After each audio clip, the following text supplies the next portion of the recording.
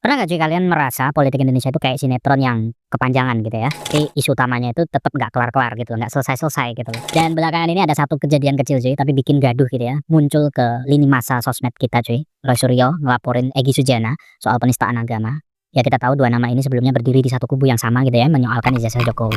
Tiba-tiba saling berhadapan di depan hukum. Dan di titik itu muncul satu pertanyaan penting cuy. Ini sekedar konflik personal atau ini bagian dari pola lama di mana oposisi selalu pada akhirnya saling sibuk, saling sikut sendiri gitu loh. Karena dalam politik kata om gua ya, salah satu om gua gitu, ada satu prinsip sederhana yang pernah ditulis oleh om gua namanya Dan Slater cuy. Memecah lawan itu jauh lebih murah cuy daripada menghancurkannya gitu kan. Dan dari sinilah cerita kita dimulai. Presiden melaporkan Egy dengan tuduhan yang sangat sensitif cuy secara hukum dan sosial yaitu penistaan agama. Isu yang di Indonesia itu bukan sekedar sebuah delik hukum tapi bom emosi. Pemicunya apa? Pemicunya adalah sebuah analogi cuy. Egy yang baru aja ketemu Jokowi di Solo bikin sebuah perumpamaan atau analogi tentang Nabi Musa yang mendatangi Fir'aun gitu ya dengan cara yang lemah lembut gitu.